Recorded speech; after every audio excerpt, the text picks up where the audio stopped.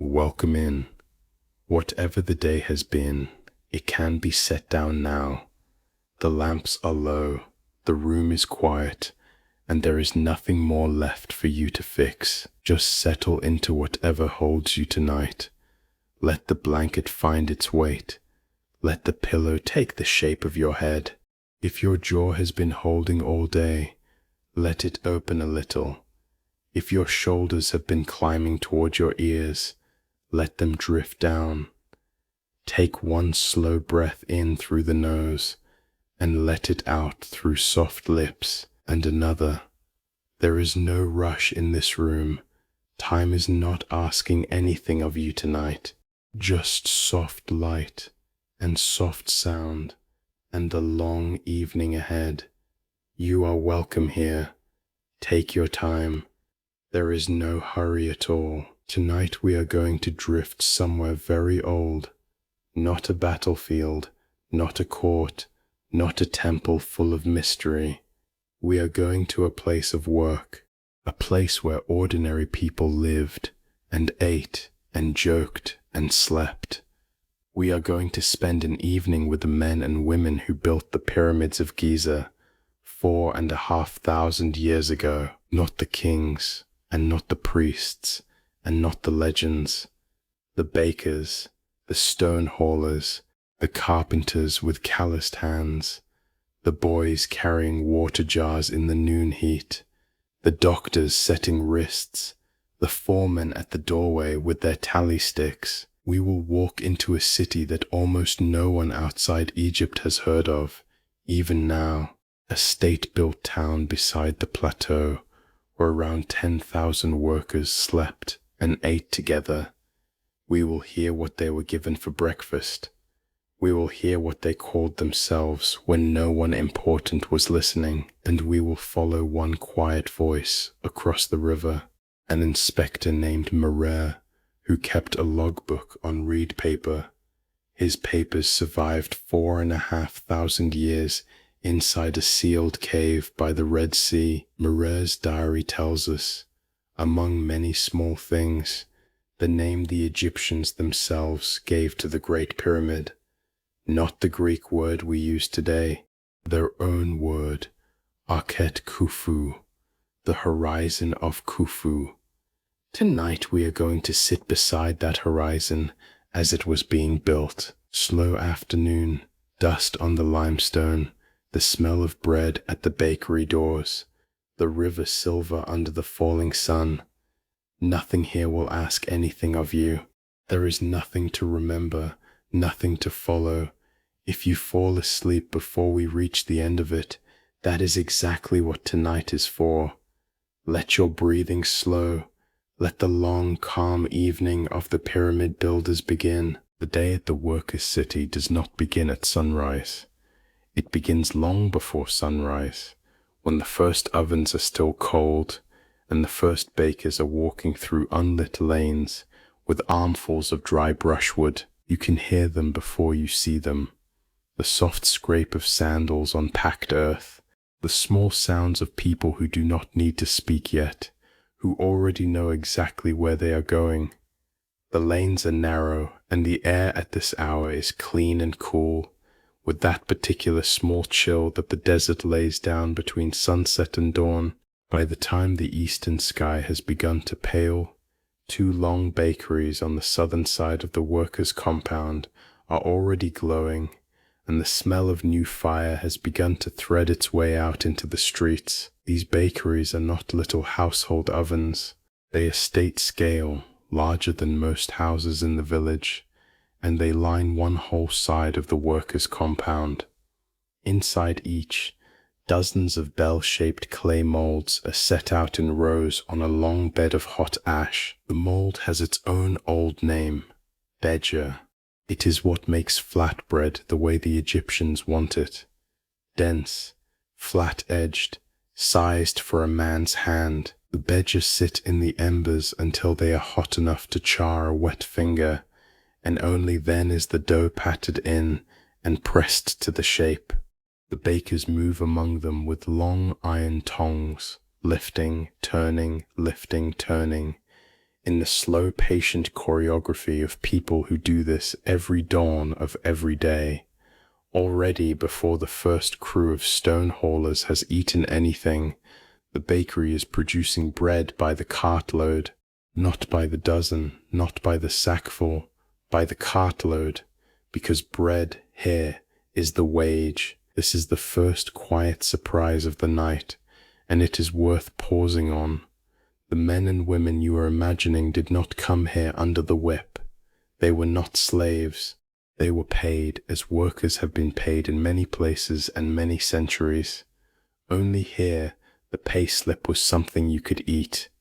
The standard daily ration for a laborer in Old Kingdom Egypt is something we now know with reasonable confidence. About 10 loaves of bread and a measure of beer given over each day at the close of work. The number sounds large to a modern ear, but a loaf in this period was small, dense, palm-sized, more like a hearty roll than a modern bakery loaf, and 10 of them was a day's calories for a working man. The English language still carries a soft echo of that arrangement. When we say someone earns their bread, or call a working parent the breadwinner, or use the word bread itself as slang for money, we are not speaking metaphor, we are speaking memory.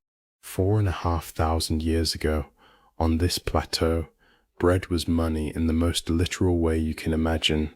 A man's wage was the loaf in his hand, a family's prosperity was the count of loaves on the kitchen shelf.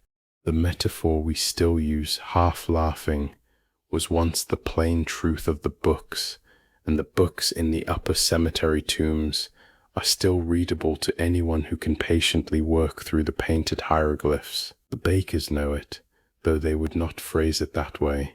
They know that the speed of their loaves sets the speed of the whole city. 2 of them stand near the center of the long room, turning the bedjar with the long tongs. A 3rd presses dough between his palms. A 4th carries the finished loaves out to wide reed baskets stacked at the door. The smell of warm grain has begun to drift out into the lanes, and somewhere down the street a man stretches in his doorway and decides today is going to be all right. The smell of bread, the smell of yeast, the smell of dry brushwood smoke, the small underlying smell of the river, these are the smells of dawn here, and they have been the smells of dawn for years. While the bakeries work, the brewery next to them is already moving too. Egyptian beer in this period is not the beer you might be picturing. It is thick, almost a porridge. It is made from emmer wheat and barley, lightly soured, only mildly alcoholic, full of small calories and small comforts. A cup of it is closer to a hearty soup than to a modern lager. For a man who is going to spend his day moving stones in the desert sun, it is exactly the right thing. It carries water, it carries grain, it carries a little vitamin from the yeast, although no one in this city has ever heard the word vitamin or ever will.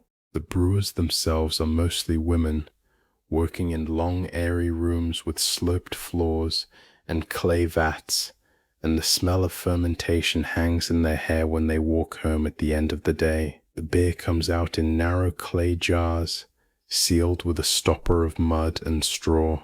By the time the sun is touching the top of the unfinished pyramid above the village, the daily distribution has already begun. A foreman with a long tally stick stands at a doorway. Workers come past him in small groups, each man receiving his loaves and his jar, and moving on. The foreman makes a mark for every ration. The marks add up, by the end of each 10-day cycle, to a kind of payroll that we would today call entirely modern. Who came to work, who did not, who is owed, who has been paid. The marks become numbers, the numbers become rations, the rations become bread on a kitchen shelf 3 streets away, where a wife is already laying her own table for the evening meal she will serve when her husband comes home. If we step back and think about the scale of the operation, the numbers begin to be quietly remarkable, in the small, honest way that real history sometimes is.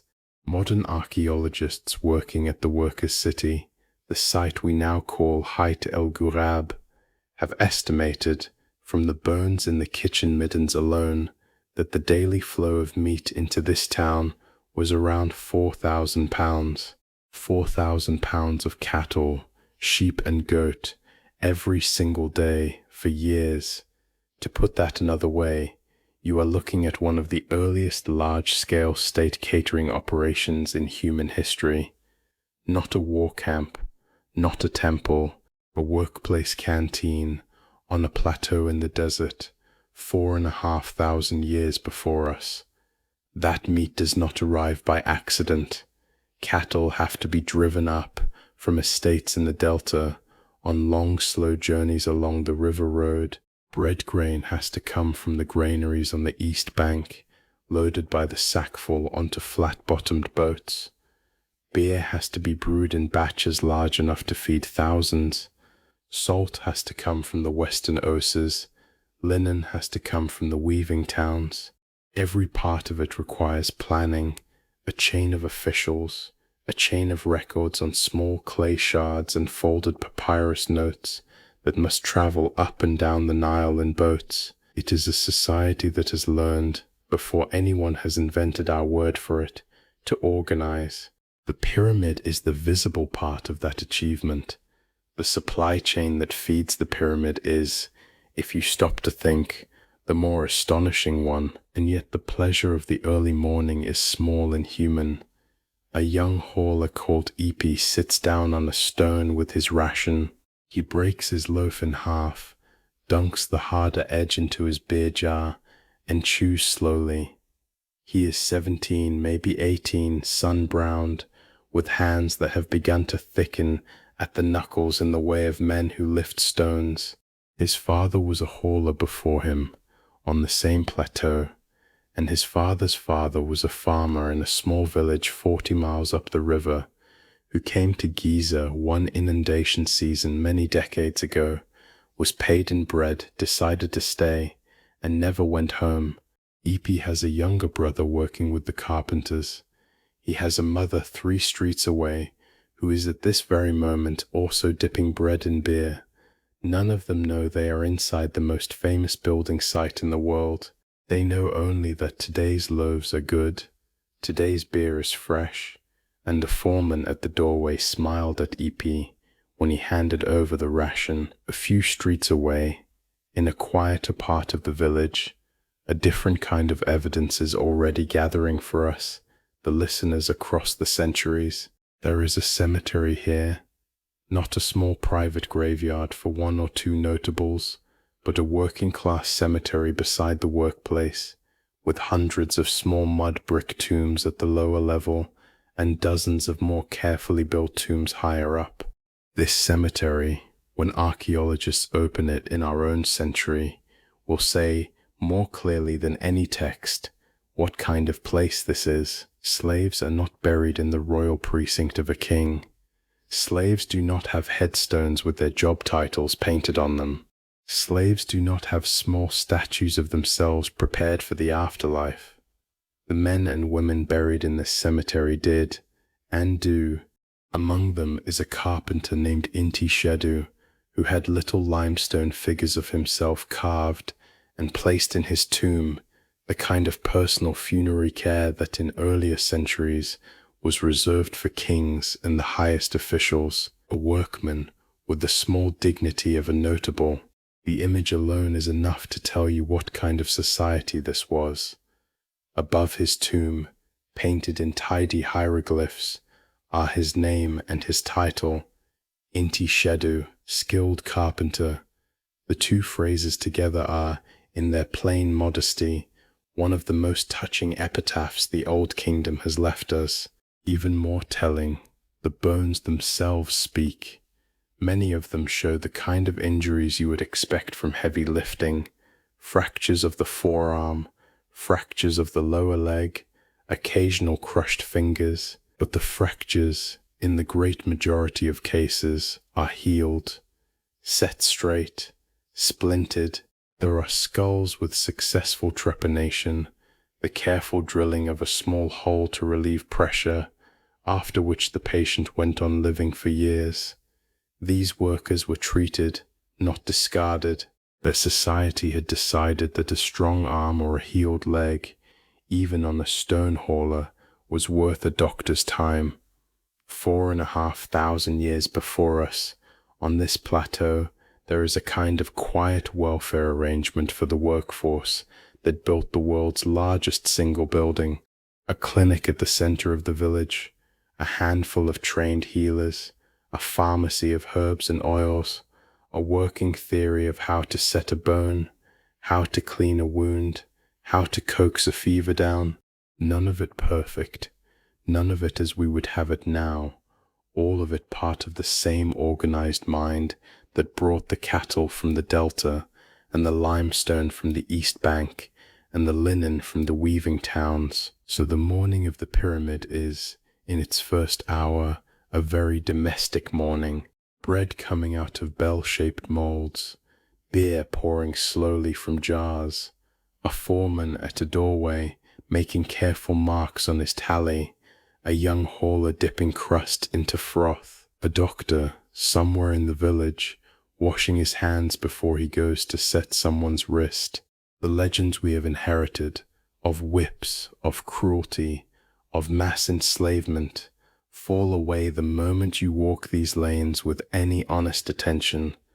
What is left is something gentler, and in some ways far stranger, a society that 4,500 years ago could organize tens of thousands of people, feed them, pay them in bread, treat their wounds, and remember their names. Tonight we are going to keep walking through it, slowly. There is nothing left for you to do, just the morning and the bread and the small sound of sandals on packed earth.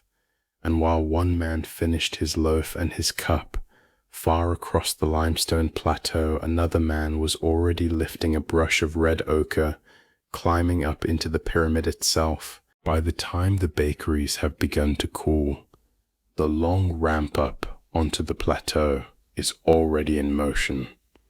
Sledges of stone, wet sand poured ahead of the runners to ease the pull, men leaning against ropes, the low collective grunt of work. The ramp is broad and gently sloped, a long winding causeway of rubble and packed earth, just steep enough to slow the sledges and just shallow enough to keep them moving without stopping. Boys run alongside with water jars, splashing the sand at the runners' fronts, because dry sand will not let a sledge slide and wet sand will. The whole thing is a quiet machine of small hands and small jobs, and one very large outcome. We will sit on the plateau for a while now, but not in the open. Tonight we are going to step inside the half-built mountain itself and watch a small ritual that has by accident lasted longer than almost anything else in human history. Deep inside the body of the Great Pyramid, above the chamber where Khufu will one day be laid to rest, there is a series of small rooms. They are not meant for visitors.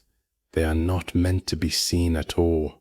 They are stress-relieving chambers, hollow spaces stacked one above the other, designed to take the weight of the stone above and to keep the burial chamber below from cracking. They will be sealed when the pyramid is finished. The men working in them know this. They know that whatever they do up here will, in a few short months, vanish into stone for what they probably think will be forever. The lamps they carry are small clay dishes of animal fat, with a twist of linen for a wick, and the fat is rendered from the kitchen waste of the bakeries far below. Even up here, in the secret heart of the pyramid, the workers' city is feeding the building it has made. And so, on the underside of one of the great granite roof beams, a man with a brush of red ochre paints his team's name, not his own name, the team's name, the gang's name.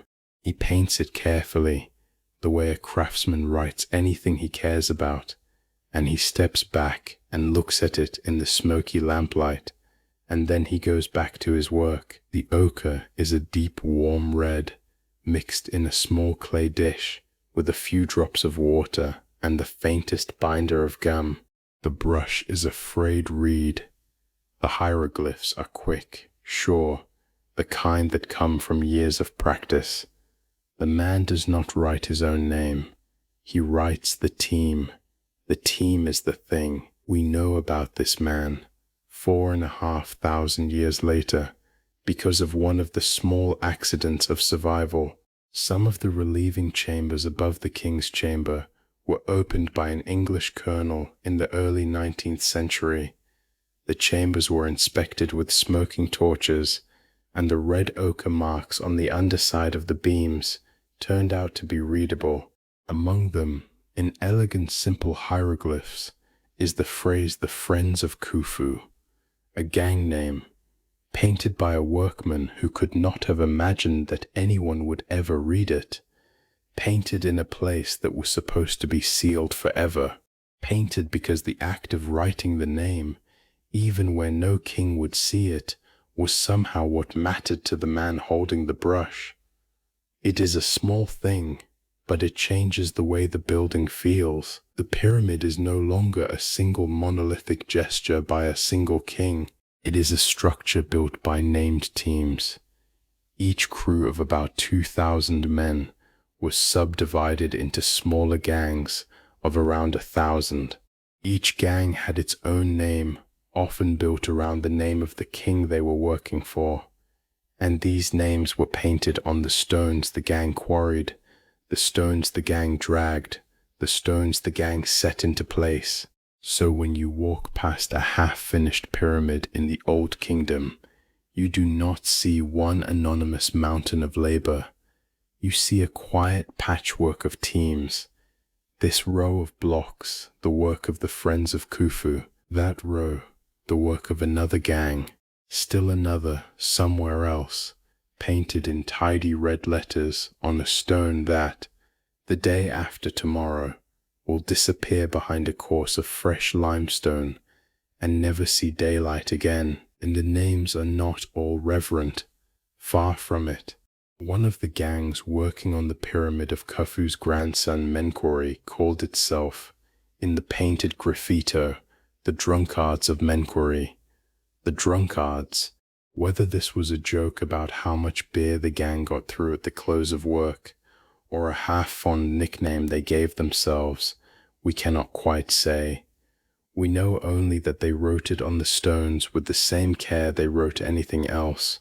Workers who can name themselves the drunkards of the king they are building for are not workers who live in fear. They are workers who joke about themselves. They are workers with a culture, with running stories, with the small rituals of cohort and cohort pride that any team of skilled labor develops over time. This simple, half-comic detail is one of the most quietly humanizing things ever recovered from the Old Kingdom. The pyramids were not built by silent thousands. They were built by named teams, teams that joked about themselves, teams that took pride in their cohort, teams that signed their work in places where the king himself would never see it, because the act of signing was, somehow, what mattered. We have no good modern equivalent. The closest thing is perhaps a sports team, or a fire crew, or the small joke nicknames that sometimes circulate inside a workplace. The pyramid had those 4,500 years ago, and the names of those teams have come down to us, painted in ochre, on the underside of beams nobody was ever supposed to see again. The man with the brush has a name too, though we do not know it. He is in his own world a respected craftsman. He is the one his team trusts to write. He has done this in many places by now, on the stones of older monuments, on small notes at the worksite. He may be in his 30s, his 40s. He has the calm, small movements of a man who has made the same gesture many times. He finishes his last hieroglyph. He sets the brush down on the rim of the small clay dish. He looks once around the smoky chamber, at the great granite slabs above his head, and then he turns and goes back down the corridor toward the day. And while one team is finishing its red ochre signature inside the relieving chamber, somewhere very far away, a small boat is unloading at the harbor of Wadi al-Jaf on the Red Sea coast. The boat belongs to a fleet that brings copper and turquoise from the mines of the Sinai, and the inspector of that fleet, an official named Merer, has been keeping a logbook. He keeps it on long rolls of papyrus, the reed paper of the Egyptians. It is worth pausing on this word, papyrus, the English word paper, which we still use for almost every printed thing in the world, descends from this Egyptian reed. Every page in every book you have ever read carries the name of an Egyptian river plant. Every newspaper, every receipt, every notebook on your shelf. The reed grew along the Nile, was harvested in long stalks, was sliced into thin strips. The strips were laid in 2 perpendicular layers, pressed and dried under flat stones, and the result was a smooth pale sheet, light as a leaf, on which the small black hieroglyphs of an inspector's hand could move easily. Out of that came the writing material that, more than any stone, more than any wall, has carried Egypt's voice to us. Without papyrus, the workers' names in red ochre would be almost the only thing the pyramid told us about its makers. With papyrus, we get a logbook. Merer's logbook is short, dry, and entirely beautiful. It is the log of an inspector doing his job. 3 round trips every 10 days, give or take, around 30 stone blocks per trip, 2 to 3 tons each, of fine white limestone from the Tura quarries on the east bank of the Nile. About 40 boatmen working under him. Notes on what was taken, on what was paid, on the small troubles of weather, and the small triumphs of arrival on schedule. The diary mentions in passing the trip up to a place called Khufu, an inland canal port near the building site, where the cargo would be offloaded onto the ramp crews. It mentions overnight stops, the names of officials Merer reported to, the rations issued to his men, multiplied across years and across many crews like Merer's. Those numbers explain how the casing stones of the pyramid actually got there. Not by mystery, by a very patient logistics operation, run on flat reed paper, by men who took notes the way a modern shipping clerk takes notes. Merer's diary also gives us something else. It gives us the pyramid's name, its real name, not the Greek word the later world would learn, but the Egyptian phrase the workers themselves used, Akhet-Khufu, the Horizon of Khufu.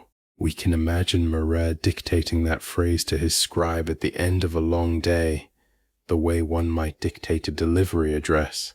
Cargo for Akhet-Khufu, cargo for the Horizon of Khufu. Routine, ordinary, world historic. The same syllables that every morning the foremen on the plateau use without thinking.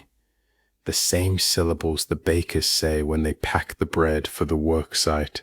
The same syllables a small child in the village might pick up before she has learned to read, because she has heard the grown-ups around her say them every day, all her short life. The diary spent 4,500 years rolled and forgotten in a man-made cave on the Red Sea coast. The cave was a boat storage chamber, sealed off when the harbor fell out of use, and the dry salt air kept the papyrus more or less intact.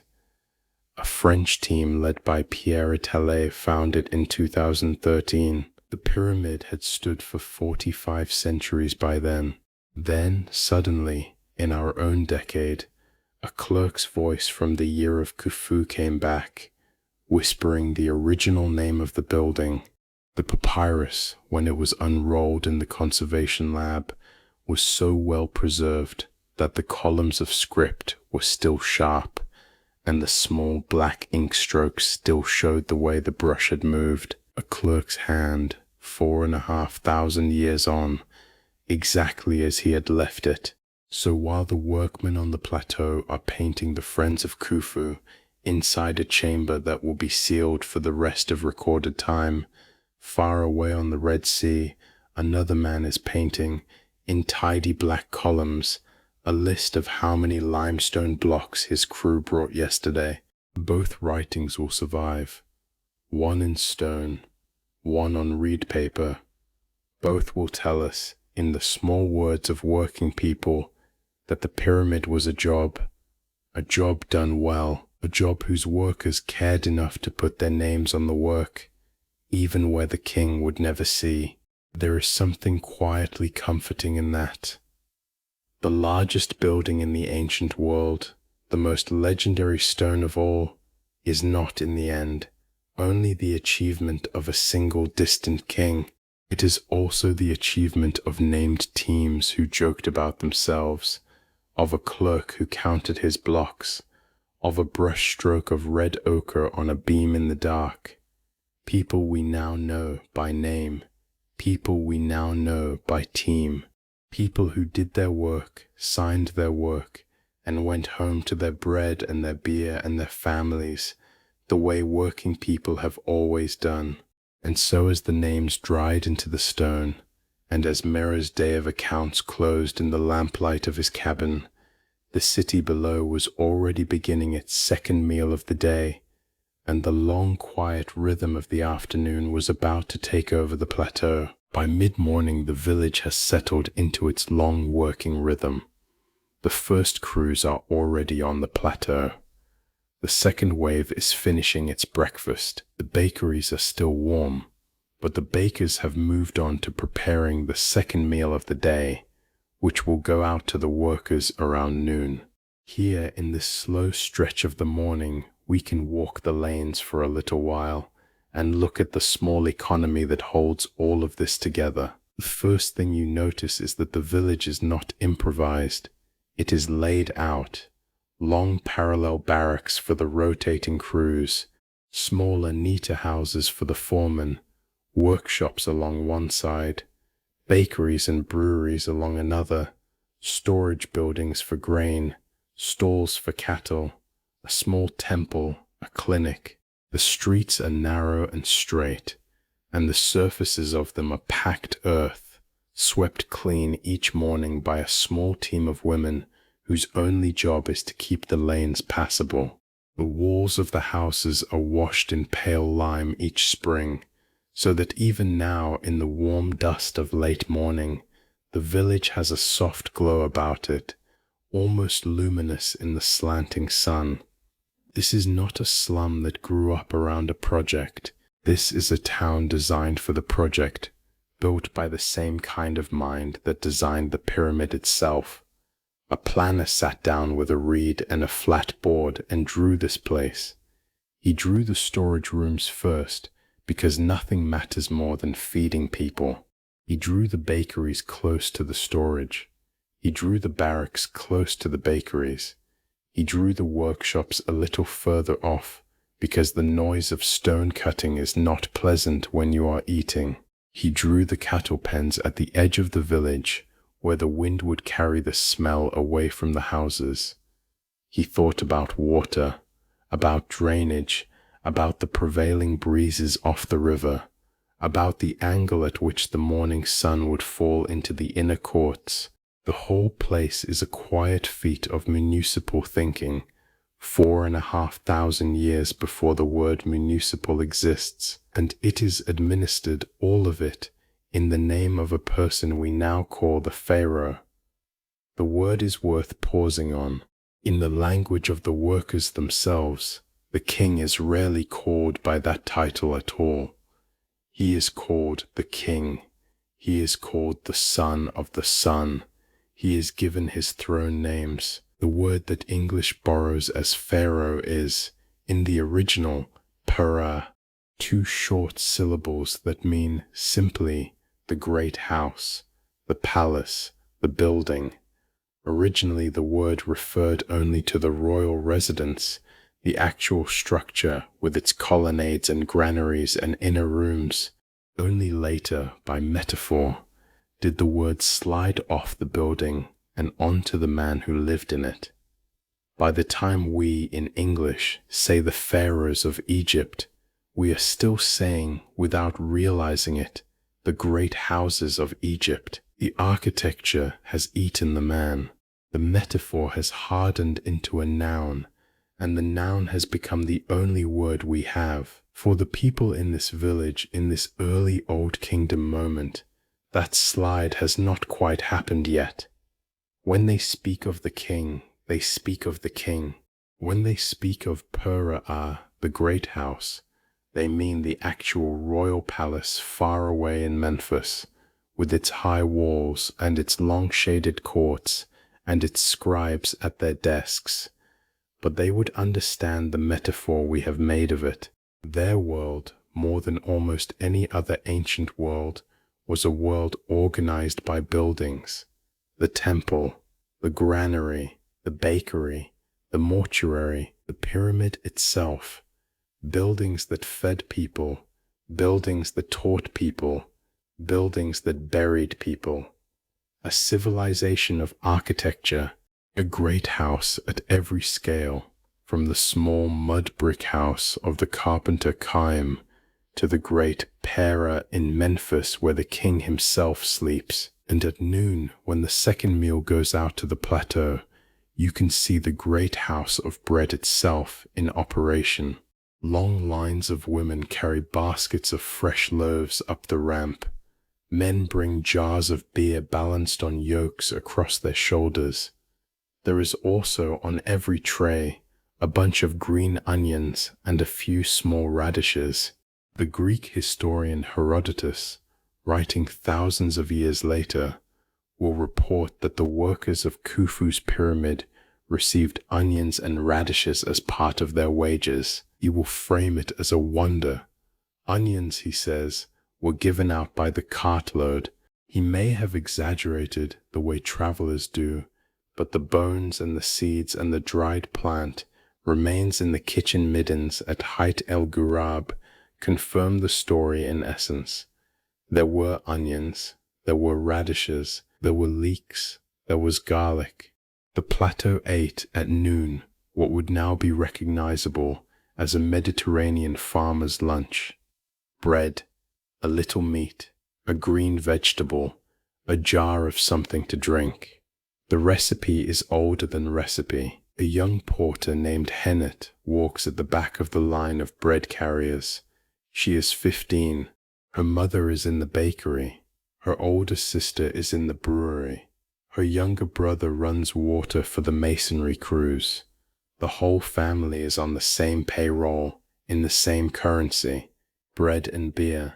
She balances her basket on her head with one hand and looks down only enough to keep her feet sure on the ramp.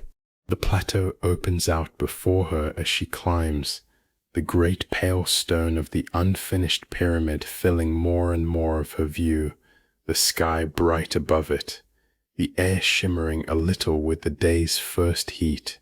The men of the Drunkards of Khufu, or whoever the day's gang is, raise their hands in greeting, half a smile at her, half a thank you for the bread. The meals are eaten in the shade of low canvas awnings strung along the edge of the worksite.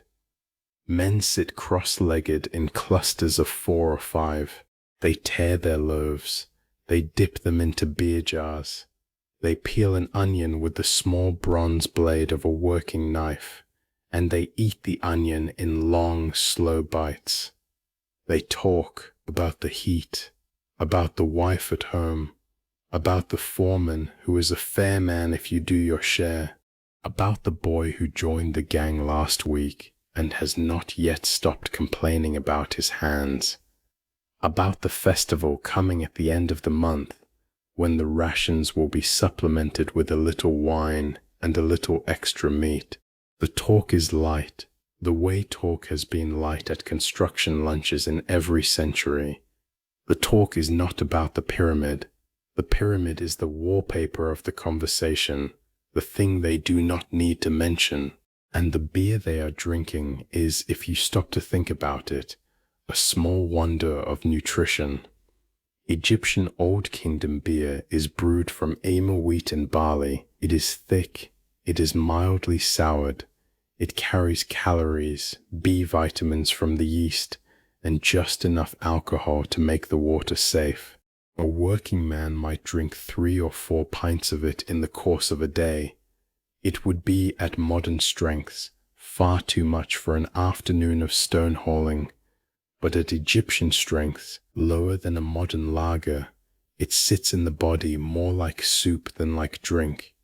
It hydrates, it feeds, it softens the small daily aches. It is not a vice, it is a tool.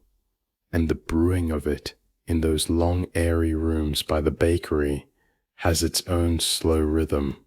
Sprouted grain, ground malt, fermentation in tall clay vats, each step taking its own day, each step releasing its own quiet smell into the lanes around the brewery. Somewhere in the workshops, a different kind of work is going on. The carpenters are repairing the wooden sledges which break and split in the heat. The toolsmiths are refitting the copper chisels and saws. The masons are dressing edges of stone that have come down to the village from the quarry, the rough corners knocked off so that the block can be carried up the ramp without snagging the ropes. A man named Inti Shedu, whose tomb we will eventually find, is bent over a beam of imported wood, smoothing a long edge with a stone abrader. He is good at his work. He is good enough that, when he dies, his community will give him a small private tomb with little statues of himself prepared for his afterlife. A carpenter 4,500 years ago, with the funerary care of a notable. The thought is a small one, but it lingers. He runs the abrader along the wood, and the curl of pale shaving falls slowly to the floor of the workshop, joining a small pale pile that another worker will sweep up at the end of the day. In the small clinic at the center of the village, a woman named Mernith is grinding herbs in a stone bowl. She is the senior healer here. She has by now treated almost every kind of injury the worksite can produce. A turned ankle, a crushed finger, a burned forearm, a sunstrike, a fever brought up from the river. She has a small open shelf of clay jars, each one labeled in tidy hieratic script, holding the powders and oils she will reach for in any given case. Mint for the stomach, honey for cuts that will not close, castor oil for the bowels, acacia gum for binding paste. Today, in the slow morning, she is preparing a small pot of healing salve for a hauler whose hands have begun to crack. She works without looking up. She has done this many times. At the small temple in the center of the village, a junior priest is going about the soft routines of the morning service.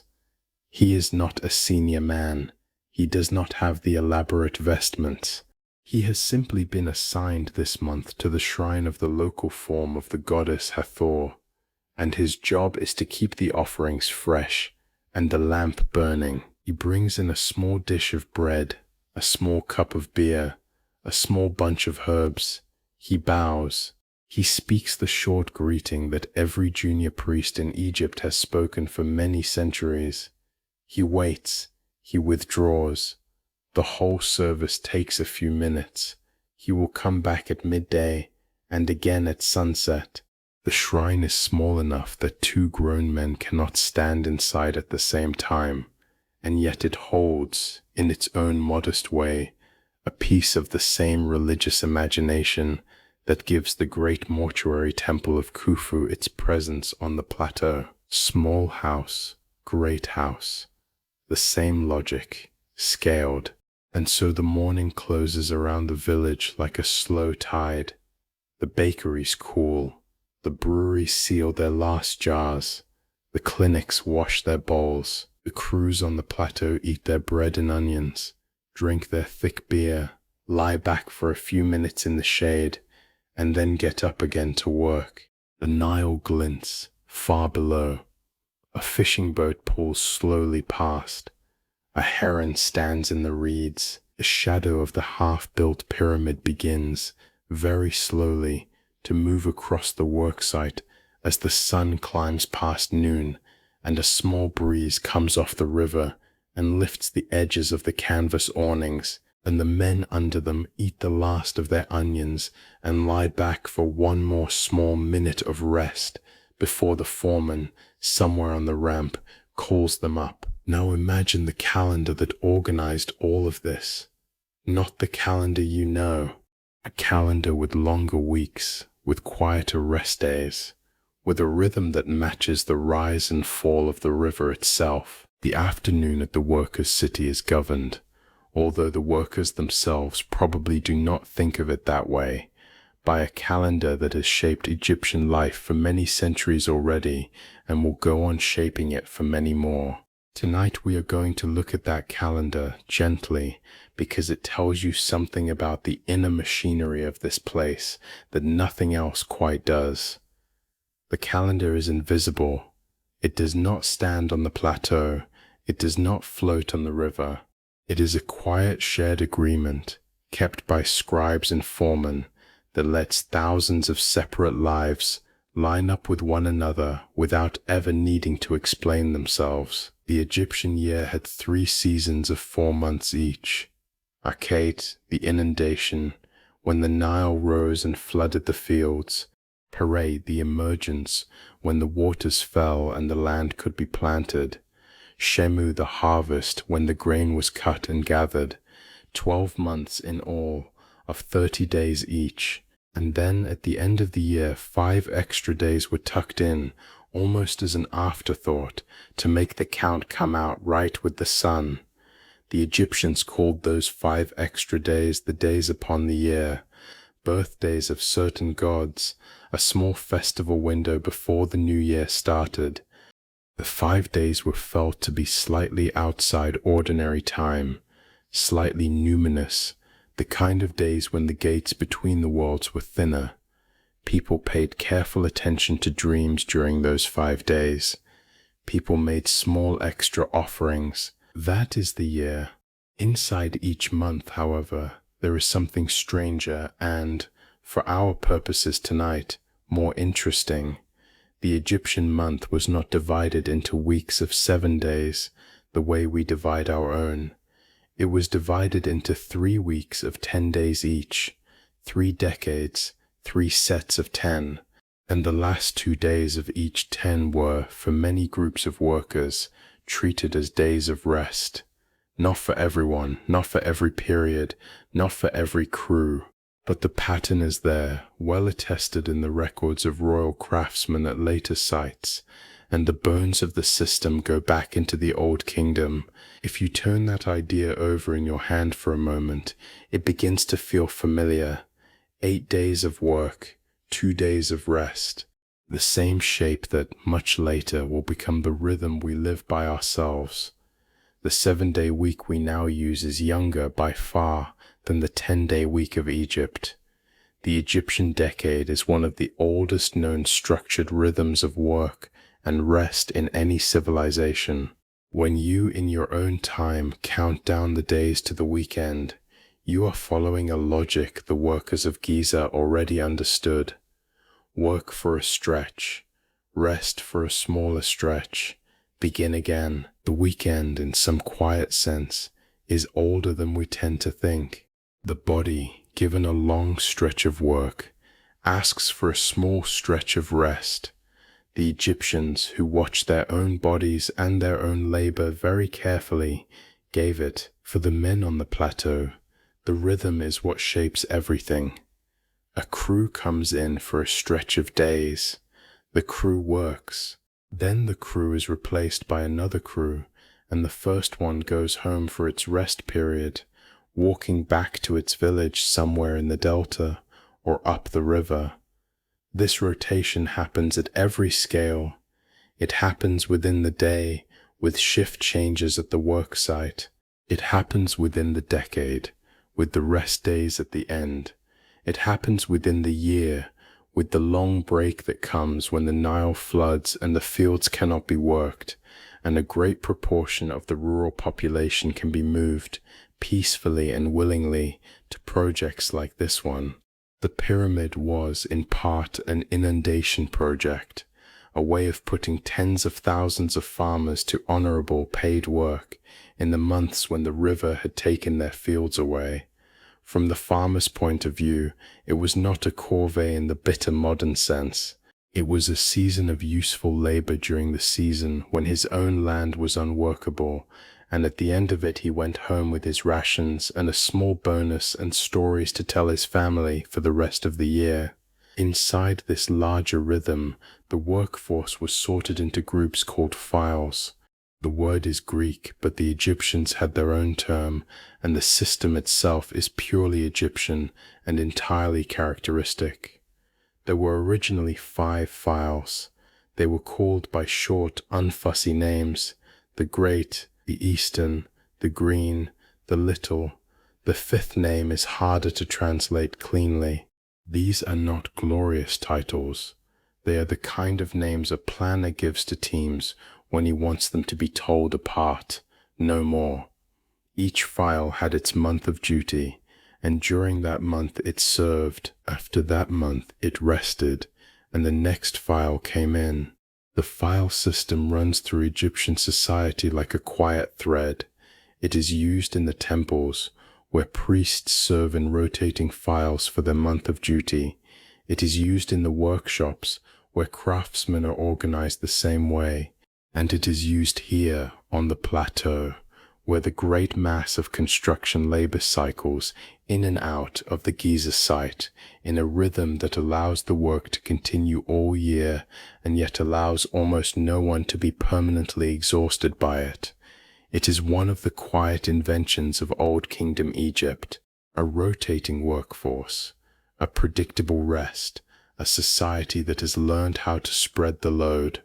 The same logic, scaled up, allows a temple to be served continuously for a year without exhausting any one priest. The same logic, scaled down, allows a small bakery to keep running while individual bakers sleep. The file is, in some sense, the basic Egyptian answer to the problem of any task that has to keep going. For the foreman, the rotation creates its own small administrative life. There are tally sticks. There are pieces of broken pottery, called ostraca, on which a foreman scratches the names of the men who came to work that day, the men who did not come, the men who are owed an extra ration, the men who are sick. Some of those ostraca have survived. They read like the most ordinary kind of work roster you can imagine. Names, marks, notes, the texture of administration, quiet, patient, unspectacular, and entirely modern, in the sense that someone in a manager's office today, looking at a printout of attendance, would understand exactly what was going on.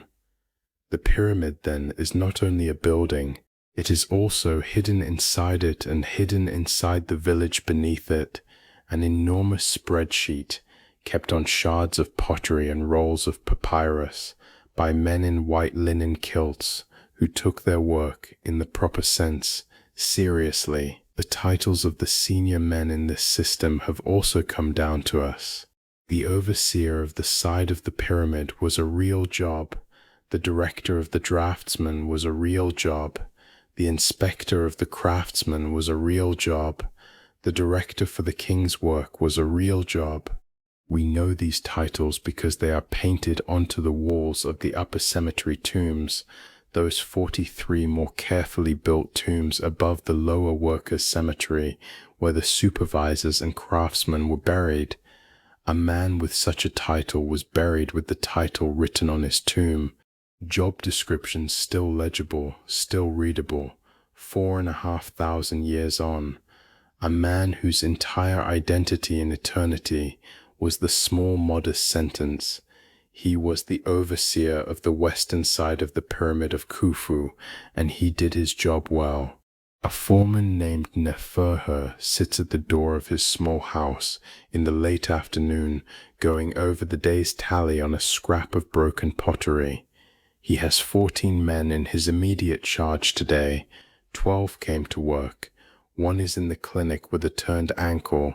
1 is at home with a sick child. Of the 12 who came, all worked the full shift. He marks each one.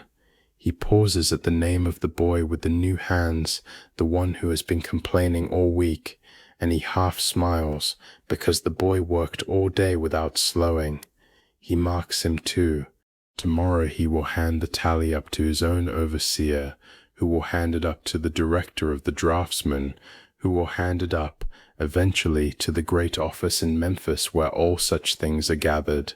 From there the marks become rations, and the rations become bread on the kitchen shelves of 14 separate households, and from those households the small economies of the Delta and the Upper Valley are quietly fed. Neferher knows all his men by their first names, and most of them by the names of their wives. He knows which of them have a sick parent at home, which of them have a new baby, which of them are saving for a small piece of land in the Delta when their work cycle here is over. The tally is a tally, but it is also in his hands a small map of his men's lives. He puts down the reed pen, leans back against the doorframe, and watches a thin column of smoke rise from a neighbor's evening fire. The smell of cooking onions is on the air. He decides he is hungry. In one of the rotating barracks at the edge of the village, a young man named Pashed is sitting on the threshold of his sleeping room. He came to Giza 3 weeks ago from a village in the western Delta on a file rotation arranged through his local headman. He has another 2 weeks of duty here, and then he will go home. At home his wife is heavily pregnant. He will be back in time just for the birth. He is thinking about this as he watches the lane in front of him, the small late afternoon traffic of women carrying jars and children chasing one another, and an old man leading a tired donkey toward the cattle pens. He has a strip of dried fish in one hand that his foreman handed out as a small extra, and he eats it slowly. He misses his wife.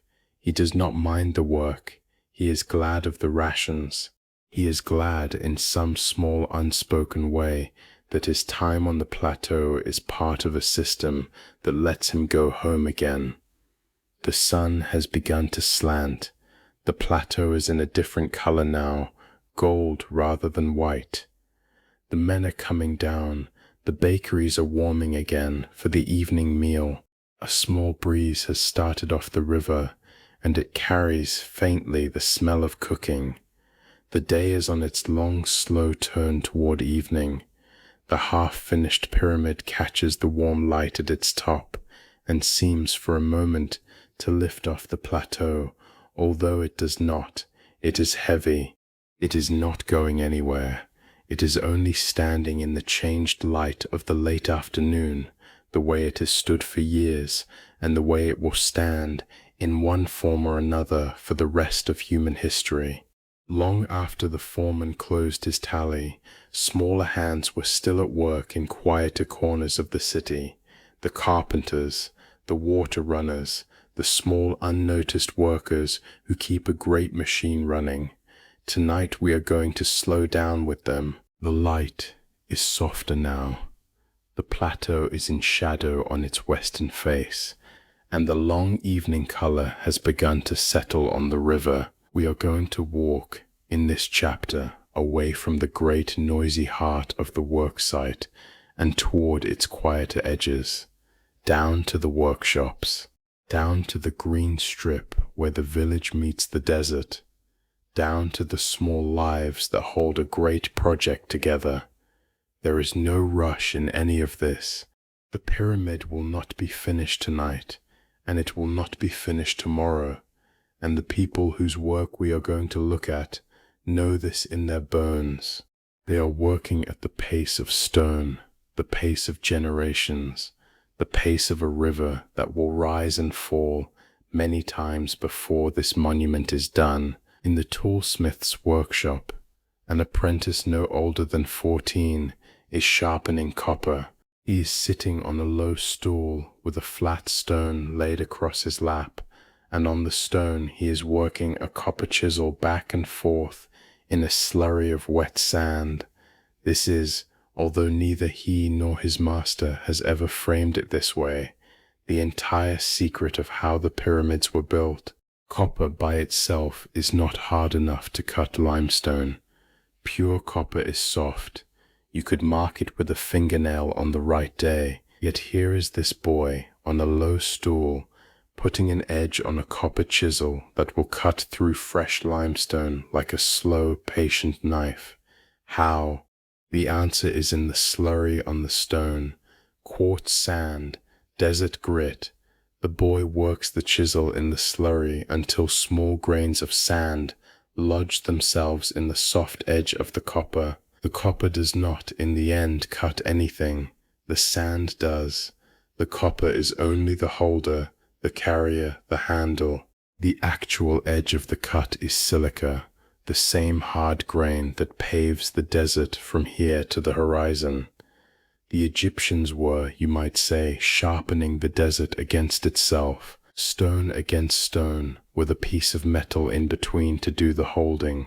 The same trick, in a different form, is what makes their saws work, and their drills work, and their stone-shaping lathes work.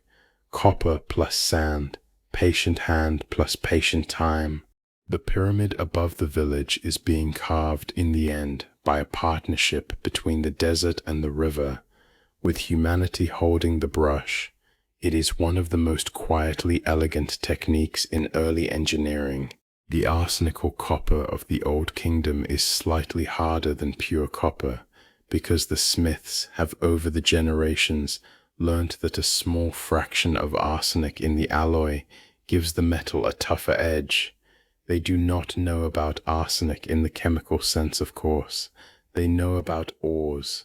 They know that this ore from this mine gives a tool that holds its sharp longer. So that is the ore they want. The empirical mind working its way toward chemistry 2.5 millennia before the Greeks. The smiths, asked to explain what they are doing, would not give you a chemical formula. They would tell you that one ore is a more honest metal than another. The language is poetic. The result is engineering. When the apprentice has finished his chisels, he takes them to the master, who tests each edge with the soft pad of his thumb and grunts. They are good. They are ready. Tomorrow they will go up onto the plateau, and another small piece of limestone will yield to them, slowly, patiently, the way every block has yielded. The master, a tall, thin man with grey at his temples, has been a toolsmith on this site for the entire life of his apprentice. He started as a boy too. He has put edges on more copper than he can remember. He does not say much, but the small grunt of approval is in this workshop, the highest praise that exists. Outside the workshop, the dust has begun to settle. We can walk a little further now, out past the last houses, to the place where the desert meets the green. This margin is one of the small wonders of Egyptian life. There is, on one side of you, almost nothing. Pale sand, low scrub, the bone-dry plateau in the distance. And then, 2 strides later, there is everything.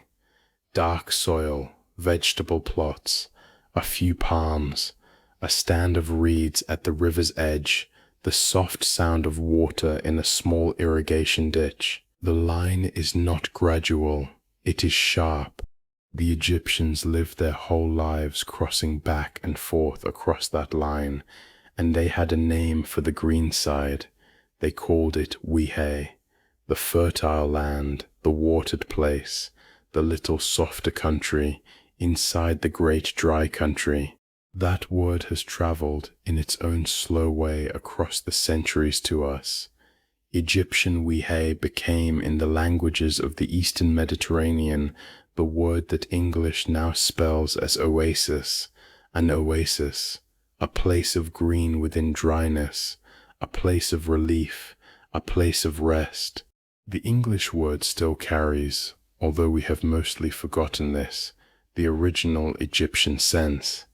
The fertile land, the cool place after the heat, the little softness in the long hardness of the day. When you tell someone, in your own time, that a quiet evening is an oasis, you are using the same word the boy on the stool uses when he wants to talk about the green strip he can see from the workshop door. The same syllables, the same sense, the same small relief from the long dry world outside. In the green strip itself, smaller lives are at work.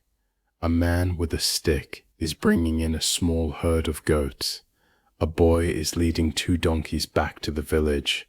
The donkeys' panniers full of fresh fodder. Geese are settling in the reeds. There is a fisherman, knee-deep, drawing in a long net. A heron stands very still in the shallows, half asleep already in the long blue shadow. A pair of pied kingfishers hover above the irrigation ditch.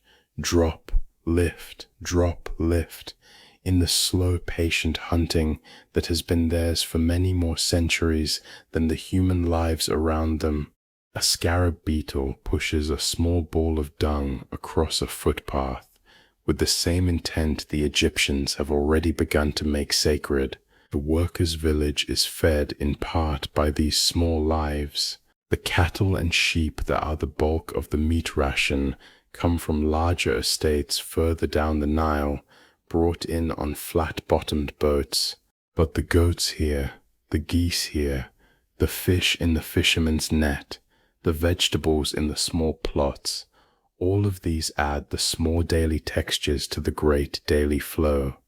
Fresh milk, a wheel of soft cheese, a duck for a sick child, a handful of fresh herbs. The big economy of bread and beer is held together by these smaller economies of the green margin, and a worker who has eaten in the village will, on any given day, have eaten food from both. A foreman who eats only from the great supply chain may not notice the difference. A foreman who has lived in this village for years can tell, on his palate, the difference between Delta cheese and the cheese of the green strip, and he prefers the second. A young woman, Chinate, walks slowly along the edge of the irrigation ditch. She is 16. She is carrying a clay pot of fresh goat milk to the clinic at the center of the village, where an older woman, the village's main healer, will use it tonight to soothe the throat of a man with a fever. Chinate's path takes her past 3 small palm trees, past a cluster of papyrus reeds, past a low mud wall. The pot rides easily on her hip. The light in the sky is the long gold of the Egyptian late afternoon, the color the painters of the next dynasty will try to put into their tomb walls and never quite manage. She passes a woman she knows by name, and they nod, and she walks on. The dust on the path is warm under her bare feet. The reeds, when the small breeze stirs them, make the soft seed rattle they have always made. A child runs past her in the other direction, holding a small terracotta toy in one hand. A wooden duck with a string between its legs that nods when the string is pulled. The child is laughing without sound, the laughter of a child who is too out of breath to laugh aloud. Chinette steps aside, lets the child go past, smiles, walks on. In another country, in another century, the same scene will repeat itself many times, with different toys and different paths and different palms. Tonight, here, it is hers. The clay pot rides easily on her hip. The clinic is 2 minutes away. She knows the man with the fever. He is a kind man. The milk will help. In the workshop she has just left, the master toolsmith is sweeping out the slurry of sand and copper filings. He carries the slurry to a small pit at the back of the shop. The pit is where the day's working dust ends up. Tomorrow he will come in early, lay a fresh stone, mix a fresh slurry, and another quiet day will begin in the small craft of edges.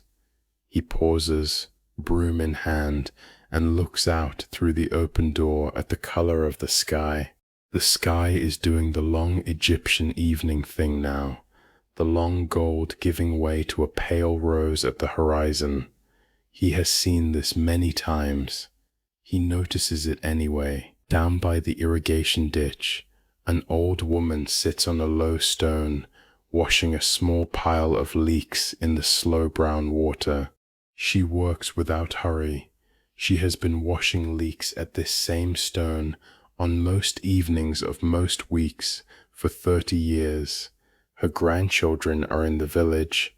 Her husband is dead. Her hands know the leeks better than her eyes do, and she does most of the work by feel, finding the small bits of grit at the base of each white stem and rubbing them away with her thumb. She hums very faintly a tune that has no name. The water moves past her. The reeds rattle softly. A frog calls once from a few paces upstream and does not call again. The pyramid far above her on the plateau catches the last gold of the sun on its highest course, and she does not look up. She has seen the pyramid every day of her life. She does not need to look up. She knows it is there. At the edge of the green strip, where the irrigation channel meets the larger feeder canal, a young man named Irie is mending a small reed boat. He uses a thick brown cord made of palm fiber to tie new reeds into the bow where the old ones have begun to give. He works in silence. He works carefully. He has the calm hands of a fisherman, hands that are confident with knots, with twine, with the small tying gestures that hold a vessel together. The boat, when he is finished, will carry him out before dawn tomorrow with 2 clay pots and a length of net. He will come back with breakfast for his family and a few extra fish to barter for an onion or 2 at a neighbor's door. The river feeds the village feeds the pyramid. The pyramid feeds, in some quiet circular way, the river stories the children will tell, generations from now, about who they once were. And so as the daylight thinned and the green margin darkened, the workers turned their faces back toward the houses, and the soft low lamps of the village began, one by one, to come on. The lamps are coming on, one by one, along the lanes of the workers' city. A small fat lamp in a doorway, a second in a window, the smell of roasting onions on a household fire, a child laughing somewhere in a back room. We are going to step now very quietly into one of these houses and spend a long calm hour with a single family at the close of their day. There will be nothing dramatic in this hour. There will be no grand event. We are simply going to sit the way the family sits and watch the small soft routines of an evening that has, for them, happened many hundreds of times already. The house belongs to a stonemason called Chaim. It is one of the small middle-rank houses, not the long open barracks of the rotating workers, but not the larger walled house of a senior overseer either. Chaim is good at his work, steady, well thought of. The house has 3 rooms, a front room where the family eats and sees visitors, a back room where they sleep on reed mats and low wooden cots, a narrow side room where grain and oil and dried fish are stored. There is a small open courtyard at the back with a low oven and a clay bench where most of the cooking is done. The house is built, like all the houses around it, of mud brick. The bricks are made by mixing river silt with chopped straw, pressing the mixture into wooden molds, and laying the bricks out in the sun to dry. They are not fired. There is no kiln. There does not need to be. A mud brick will last in the dry air of Egypt for centuries, as long as the rain keeps off and someone keeps the wall maintained. Whole towns are built this way. A whole civilization is built this way. The pyramids will outlast the houses, of course, but the houses, while they stand, are perfectly good shelter, cool in the day, warm at night, soft underfoot, and easy to repair. Kham's wife is called Iset. She is folding a length of linen by the open courtyard door in the very last of the daylight. She has had a long day. She baked at home in the morning, the way most wives do, even though the village bakery provides the workers' rations.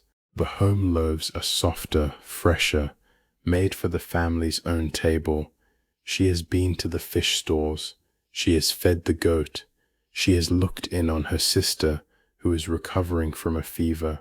Now, in the small, slow window between work and sleep, she is folding linen, because her hands like to be busy, and the act of folding has a quietness to it. Kham himself is sitting on a low stool by the front room door. He is rubbing oil into his right hand, the one that takes the worst of his work, the one that holds his stone-cutting tool. The oil is something he gets from a small stall at the end of the lane, a mix of olive oil and a little resin. The resin gives the skin some softness back. He is 42. His hands look older than the rest of him. He has stopped noticing. Kham himself has been a stonemason for 25 years. He started as an apprentice on a smaller building project further up the river, the mortuary complex of a minor official whose name no one now remembers. He came to Giza when the great work on Khufu's pyramid began, and he has been here ever since.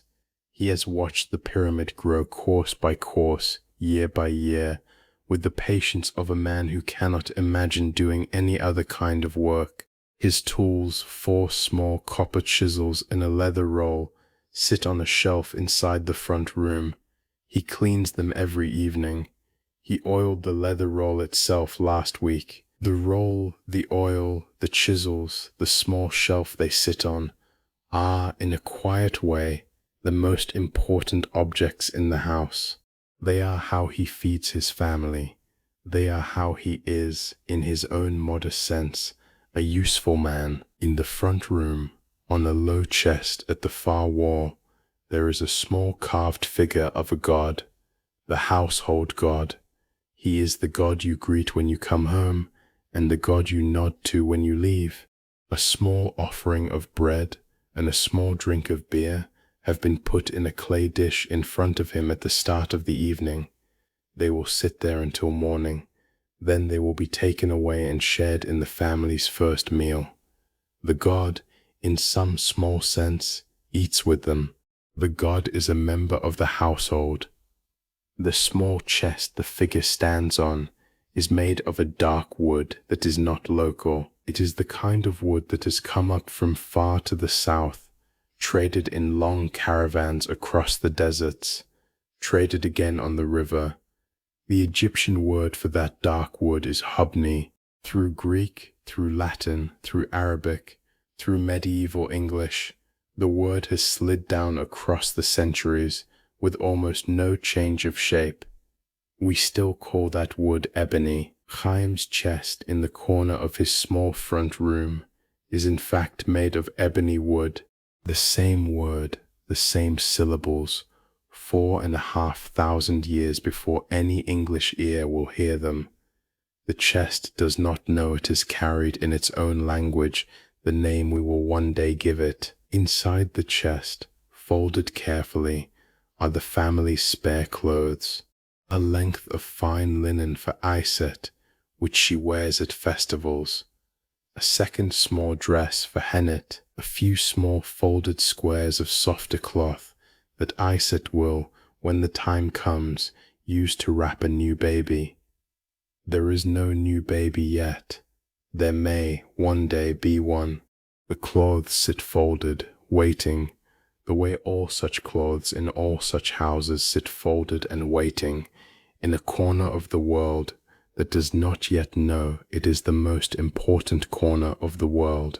The boy Epi has a small handful of painted clay marbles that a cousin gave him at the New Year, and he has been rolling them all evening against the corner of the front room wall. He is fierce about which marble is his. He arranges them in a careful row, then knocks them down with a slow, deliberate flick of his thumb, then arranges them again. Hennet watches him from the doorway, half amused, half tired. The marbles roll on the packed earth floor and make the small, soft clicks of glazed clay against glazed clay. The cat opens one eye, considers the marbles, decides they are not interesting, and closes the eye again. The lamp on the wall throws Epi's small shadow huge against the mud brick, and he does not notice his own shadow at all. Iset finishes folding the linen and brings out the small evening meal. Bread, of course, a little cheese, a bowl of stewed onions, a few pieces of fish. The family eats together on the clay bench in the courtyard, which has held in its time every meal of every day for the last several years. They do not say much. They are tired. The food is good. There is enough light from the open courtyard sky to eat without lamps for another little while. Their youngest son is called Epi. He is 7. He has not stopped moving all day. He has chased his older sister around the courtyard. He has tried to ride the goat briefly, with the predictable outcome. He has begged for a piece of cheese twice already. Now finally he is sitting still, eating his bread, leaning slightly against his mother's knee. Iset rests one hand on the back of his head without thinking about it. She does this every evening. Chaim watches the two of them and feels in the small ordinary way that fathers feel, that the day has been worth its weight. When the meal is finished, the older sister, Hanut, the bread carrier we met earlier in the day, gathers the bowls. She rinses them in a small basin of river water. She sets them out to dry on the bench. She steps to the front of the house and looks down the lane at the slow procession of the village settling for the night. Other doors closing, other lamps lit, other voices low. Her own family behind her in the courtyard, beginning to bring out the reed mats for sleep. She takes a long breath of the evening air.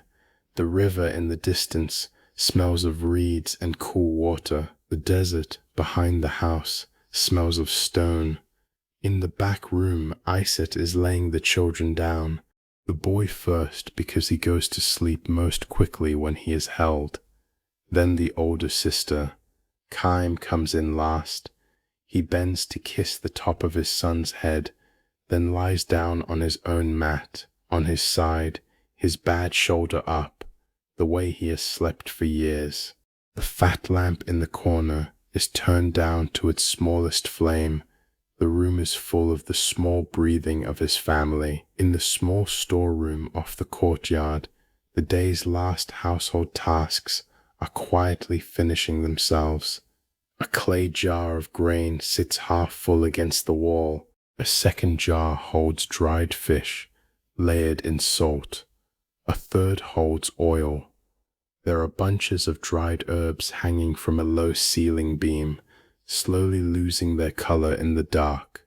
There is a basket of unspun flax, ready for the morning, when Iset will sit by the doorway with a small drop spindle and turn it into thread for the family's next length of linen.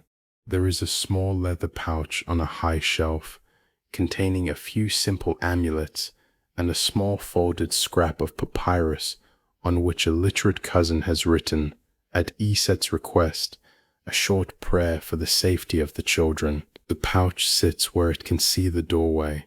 The pouch has not been touched in many months. It does not need to be. In the courtyard, the family's small black and white cat, who has been hunting mice all evening on the roof, comes down the wooden ladder and pads across the swept earth toward the bench where the meal was eaten. There are no crumbs, but the cat checks anyway. She finds a single onion skin, sniffs at it, decides it is not interesting, and walks on. She settles in her usual spot near the cold oven, where the residual warmth of the day still lingers. She tucks her paws under her chest and closes her eyes. She is not asleep yet, but she is not far from it either. Outside in the lane, two of Kaim's neighbors stand for a moment at their adjoining doorways, exchanging a few quiet words about the day, about the cousin who is recovering, about the new boy at the bakery, about the wind which has begun to drop. They do not speak loudly. The lane is already settling into its evening hush, and there is no need. They wish each other a quiet night. They go inside. The doors of their houses close, almost at the same moment, with the soft small thump of unfired wood against unfired wood, and as the lamp burned low, the village settled into the slower hours, and the unfinished pyramid above the plateau caught its very last light of the day. The bakeries have gone dark. The breweries have gone quiet. The lanes are empty, except for one or two small figures moving slowly between houses, carrying a covered lamp, on errands that the night still asks of them. Even the stray dogs have settled. Tonight we are going to walk these lanes, very slowly, just for the pleasure of the walking. There is nothing left to learn. There is nothing left to do.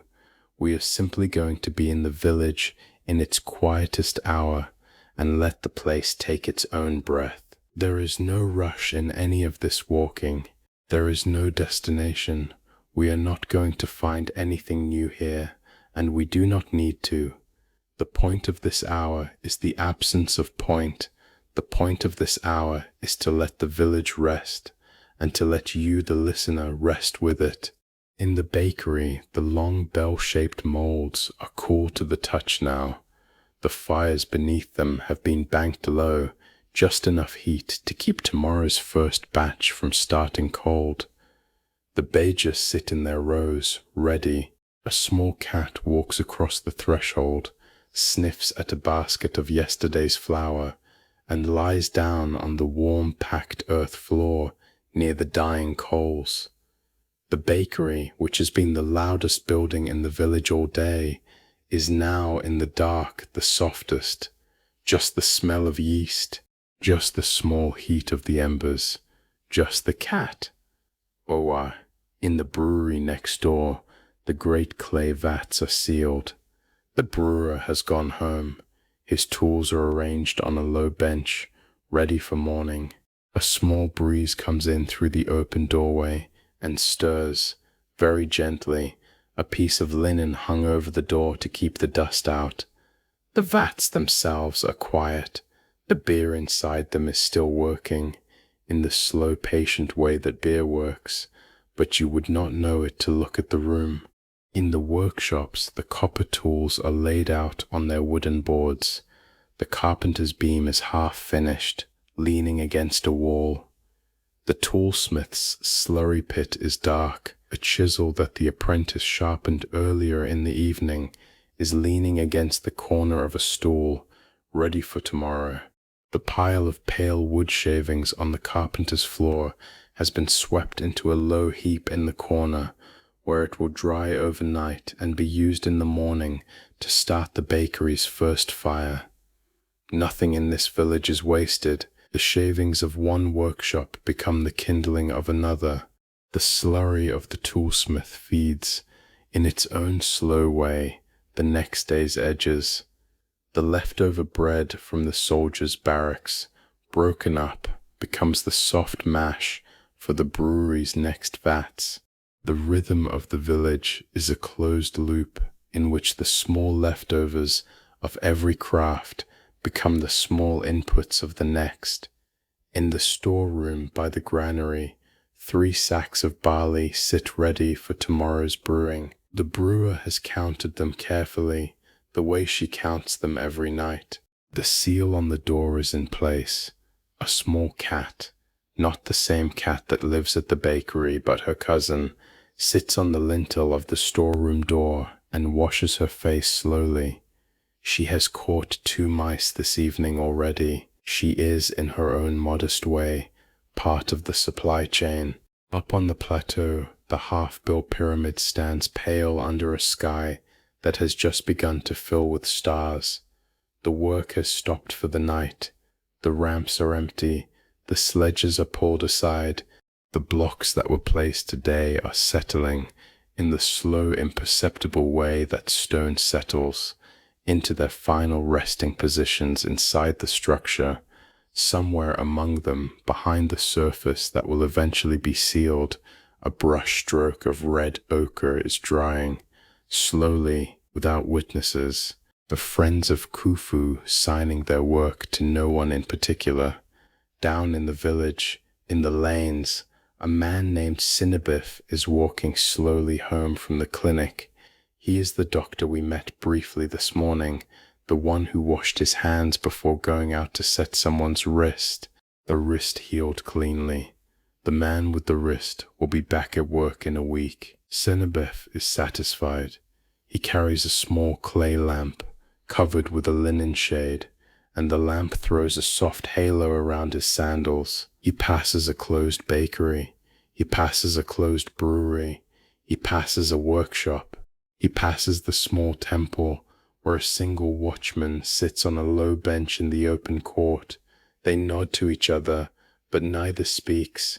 The night does not need to be spoken to. Out at the edge of the green strip, the old woman who washes leeks every evening has long since gone home. Her stone is empty.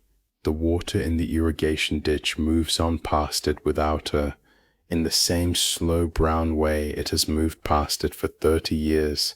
The reeds have stopped rattling. The small frog has not called again. The kingfishers are roosting in a low palm. The fisherman Erie has finished mending his boat and gone home, and the boat is pulled up onto the bank, ready for the dawn. In Kaim's house, where we sat earlier, everyone is asleep. The fat lamp has gone out. The boy Epi is curled against his mother's side. The older sister Henut is on her own mat, one arm flung above her head. Kem's bad shoulder is up, the way it always is. Iset is breathing slowly in the dark. The house is doing what every house does at this hour, holding its people quietly. In the upper part of the village, where the foremen and senior craftsmen live, the houses are slightly larger, but the rhythm is the same. A fat lamp here, gone out. A fat lamp there, turned low. The senior overseer of the side of the pyramid is asleep on his back, his hands folded across his chest. He has dreamed sometimes of the pyramid finishing. He has dreamed of the day the last casing stone is set, the day the last polished surface is rubbed smooth, the day the king himself is finally laid to rest inside the chamber the men of the Friends of Khufu have spent their whole lives serving. He does not dream of it tonight. Tonight he dreams of his childhood village in the delta, of his mother carrying a clay pot of water on her hip along a cool morning path, of a particular tamarisk tree under which he used to sit with his father after the harvest. The pyramid is not in the dream. The pyramid is somewhere outside the dream, holding the dream up. His tally board is on the chest beside his bed. Tomorrow he will pick it up before he eats. Tonight it rests. Tomorrow the pyramid will rise by another thin courses of stone, the way it has risen for years. Tonight it does not rise. It only stands. Down by the river, where the green strip becomes the reed bed, A heron stands one-legged in the shallows. The fishermen have all gone home. The geese have settled into the reeds in soft tangles of feather. The donkeys are in their pen, eating the last fodder of the day. The cattle in the pens at the edge of the village are lying down. The smell of dung is faint on the wind. The river itself is black, with thin lines of starlight moving across it, very slowly, where the current catches the sky. A small reed boat has been moored at the bank by a fisherman 2 villages downstream. It tugs once, gently, against its rope, then settles. A piece of papyrus reed, broken from its stem during the day, drifts past on the slow surface and is carried away into the dark. Somewhere out in the deeper water, a fish rises briefly, makes a small ring, sinks again. The ring widens, fades, vanishes. The river goes on past the sleeping village without remarking on any of it. Up on the plateau, the pyramid is slightly cooler now than it was an hour ago. The stones, which absorb the day's heat, are giving it back to the night air in slow, patient breaths. A small lizard who lives in a crevice between 2 of the lower courses comes out to feed on the small night flies that have been drawn to the residual warmth. He is not afraid of the dark. He is part of it. He has lived on this pyramid for the whole of his short life, and he does not know that the building he calls home is a building. He only knows that one face of his world is warm in the morning and cool in the evening, and that the small flies always come at the same time. The village has many small sounds at this hour, but they are all soft. The creak of a door, a child turning over in her sleep, the small brief whine of a dog, the faintest breath of the desert wind on the upper roofs.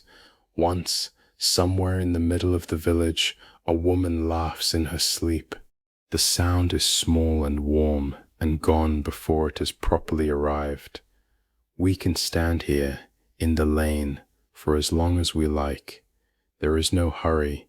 There is nothing to learn. We are simply at the center of the long, quiet hour when the great building project of the world has gone to bed. The Friends of Khufu are asleep. The Drunkards of Menkaure are asleep. The bakers and the brewers are asleep. The carpenters with their calloused hands, the doctors with their clean hands, the foremen with their tally boards, the masons with their copper chisels. Inti Shadu, who has not yet died and whose statues have not yet been carved, is asleep in his small bed beside his wife, his fingers still smelling faintly of the sawn wood of the day. In the city of Memphis, far up the river, the great house, the Pera, the palace itself, is also dim.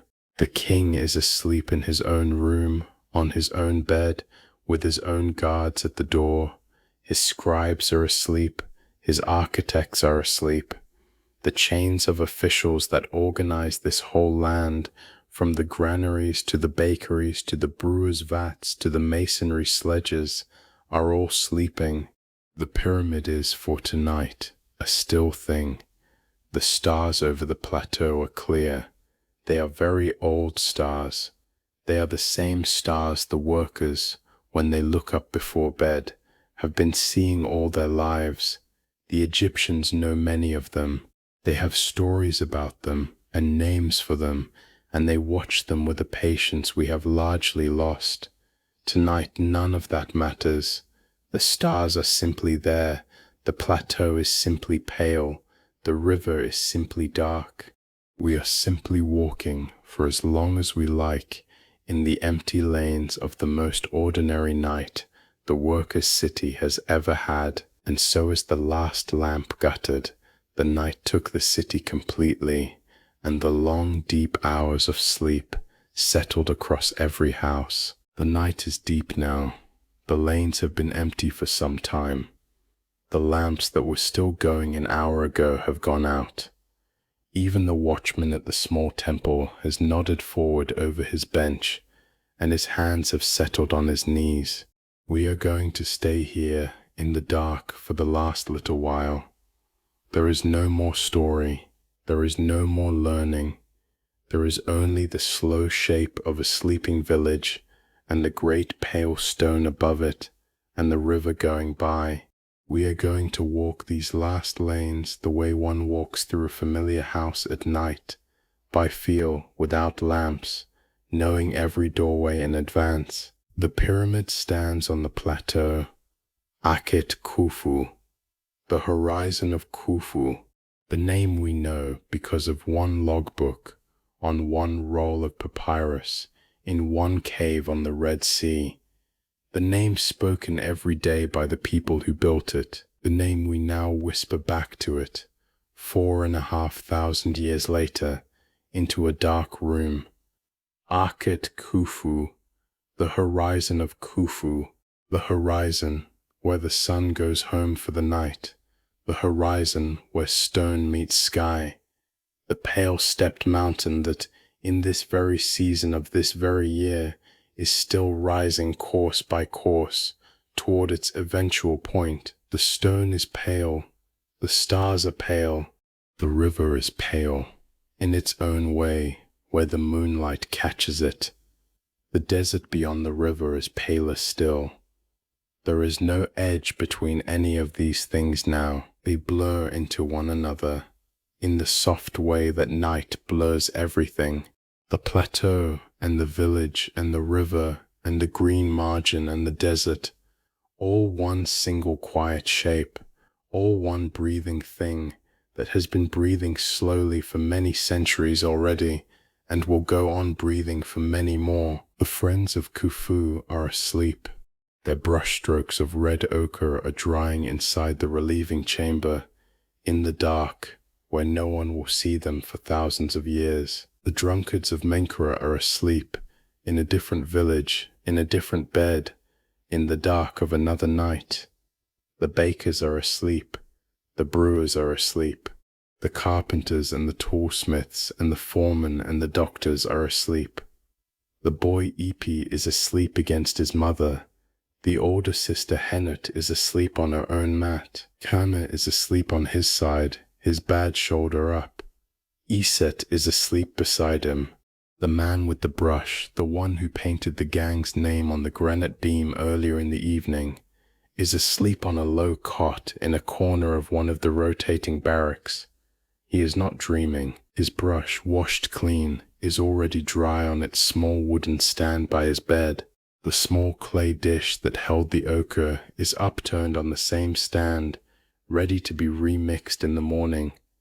He has the calm, closed face of a man who knows his work is good and that no one will trouble him about it before sunrise. The foreman Neferher is asleep on his back, the day's tally already complete on the small chest beside his bed, ready for the morning. The young rotation worker Pashed is asleep on a reed mat in the rotating barracks at the edge of the village, dreaming perhaps of his pregnant wife in the delta and the small unfinished crib in the corner of their house. The healer Mernith is asleep with her grinding bowl set carefully on its high shelf, and the small jars of mint and honey and acacia gum closed for the night. The young porter Chenet is asleep with the empty milk pot rinsed and stacked, and the smell of fresh goat milk still very faintly on her hands. The inspector named Merer, far away on the Red Sea, is asleep in his small cabin on his small boat. Tomorrow he will write another line in his diary. Tonight the diary is rolled and tied. The papyrus is silent. The reed pen is laid across the small wooden pallet. The ink cake is dry. The stars above the harbor at Wadi al-Jarf are the same stars that turn over the plateau at Giza, and Merer, in his small cabin, is asleep under them. The carpenter Inti Shedu is asleep. The little statues of himself that he will one day have made for his own afterlife do not yet exist. They are still inside a block of limestone somewhere, waiting to be carved. He does not know about them. He sleeps. His wife sleeps beside him. The shaving of pale wood from the day's work is still on his fingers. Faintly, faintly, the apprentice toolsmith is asleep, his hands relaxed, the small calluses on his fingertips already beginning to harden into the shape of his future trade. The master toolsmith is asleep, the broom from the workshop leaning against his front wall. The brewer is asleep, the seal on her storeroom intact. The old woman who washes leaks at the irrigation ditch is asleep in her tiny one-room house, her grandchildren's small voices the last sound she heard before she lay down. The pyramid settles, the stones settle, the night air cools. A small wind moves once across the plateau, very gently, and is gone. Somewhere on a high beam inside the pyramid, the red ochre paint of the Friends of Khufu has dried completely. It will stay there, dry, in the dark, for the long thousands of years to come. The stars over Egypt are very old. They have watched many such nights. They will watch many more. They are the same stars the workers see when they walk out of their houses to relieve themselves at the close of the day, and look up briefly and recognize a few of them, and look down again and go back inside. The Egyptians know them by names we have mostly lost. The leg of the bull, the thigh, the hippopotamus, the great northern stars that turn around the pole. Thuban, in our day a quiet star in the constellation we call Draco, is in this period the star at the very pole of the sky. The pyramid itself, the great building on the plateau, is aligned to that pole within a fraction of a degree, by some method we have not entirely worked out. Perhaps the equinox shadow cast at noon and traced in the sand, perhaps the meridian transit of two stars in what we now call Ursa Major, lining up in the exact moment when their straight line passes through the pole. Perhaps both. The Egyptians did not need a compass, they had the sky. There is something quiet and beautiful about the thought that the pyramid you can faintly see in your imagination right now, pale on its plateau, was already pointed at the sky by the people sleeping under it. They oriented the building to the pole of their own night. They chose, before they laid the first course, exactly which direction was north. They did this with such accuracy that, 4,500 years later, our most careful instruments can barely improve on it. They did this for a king. They did this for the gods. They did this, perhaps most simply, because they were the kind of people who, given a great task, paid attention. The pyramid is a long letter to the sky, written in stone, by people who loved getting things right. None of this matters tonight. The pyramid is simply pale. The stars are simply there. The river is simply dark. There is a goat in a pen at the edge of the village. It shifts in its sleep and nuzzles its companion. There is a cat in a bakery.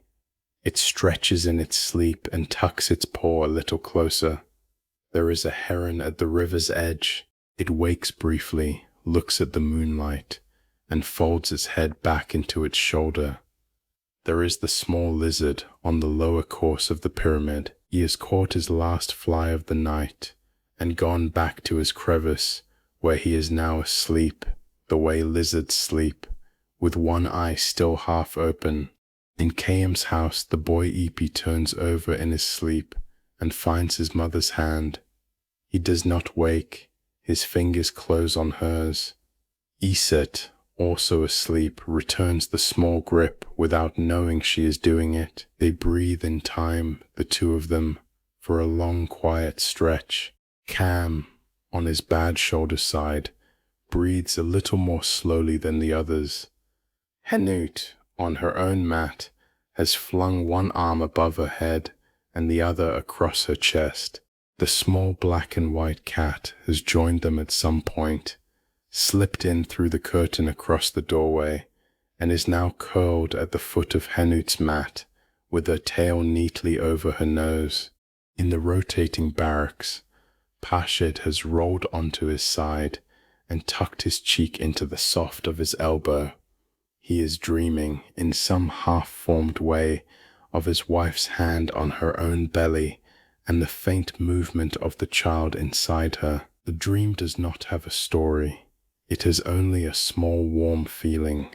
He does not wake, he sleeps. The lanes outside are empty. The bakeries are dark. The breweries are sealed. The workshops are still. The plateau is still. The river is still. The horizon far across the western desert is dark. Akhet-Khufu, the Horizon of Khufu. The name comes back one more time, like a soft phrase remembered just before sleep.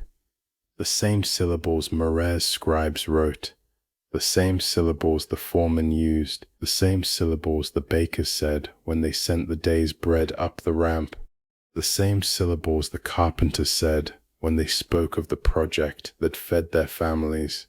Akhet-Khufu, the Horizon of Khufu, the pale stone above the plateau, the horizon where the sun has gone home for the night.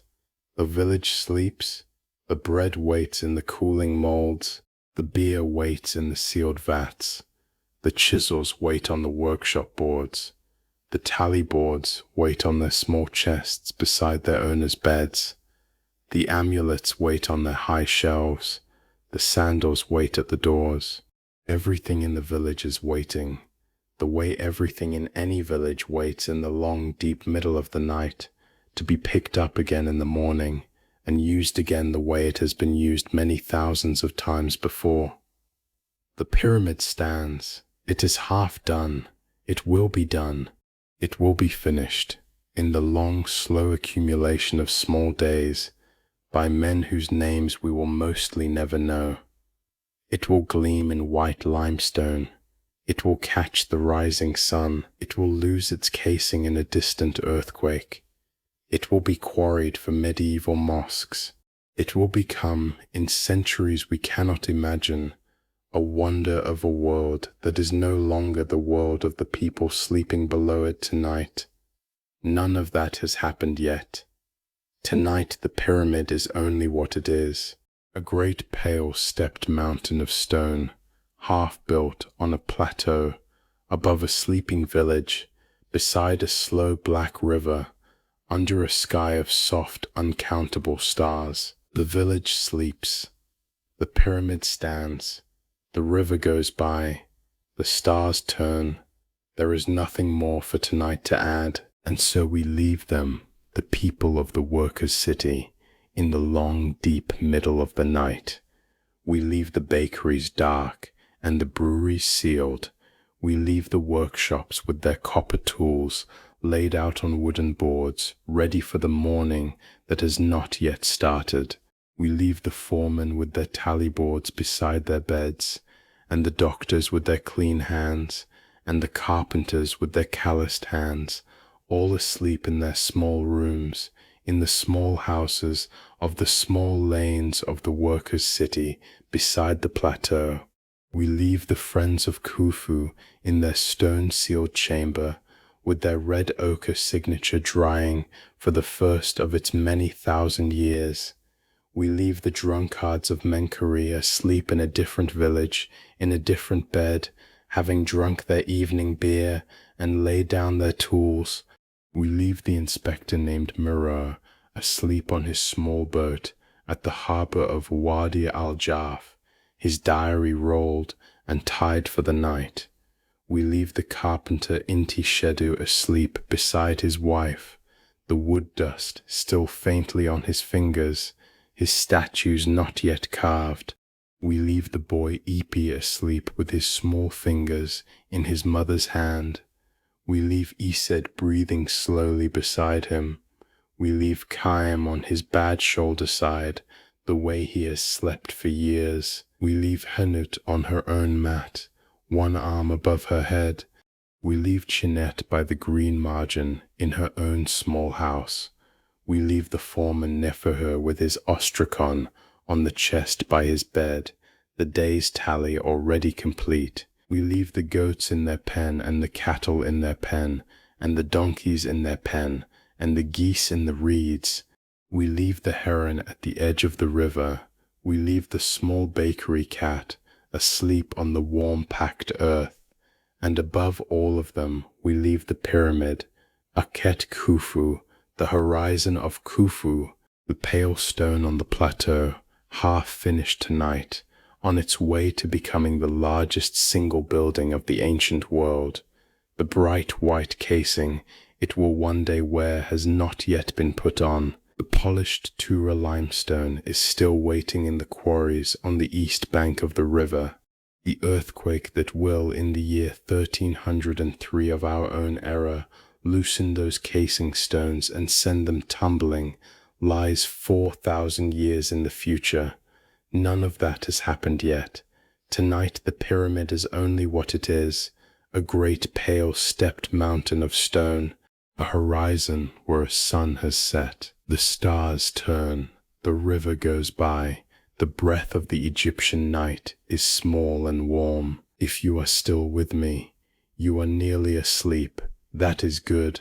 That is what tonight is for. There is nothing more to follow. There is nothing more to remember.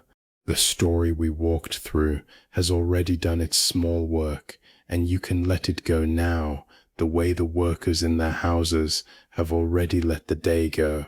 So let it go. Let your shoulders soften. Let your jaw open a little. Let your hands rest on the blanket, and let them stay there. There is nothing more for them to hold. The day's tally is complete. The bread has been baked. The stones have been laid. The names have been signed. The lamps have been put out. Close your eyes, if they are not already closed. Let your breath find its slow rhythm. Slow in, slow out, slow in, slow out. There is no rush. There is nothing to do. Let the stars settle. Let the river darken. Let the pyramid stand. There is nothing more to hold. Nothing pulls you forward. The night is wide. The night is kind.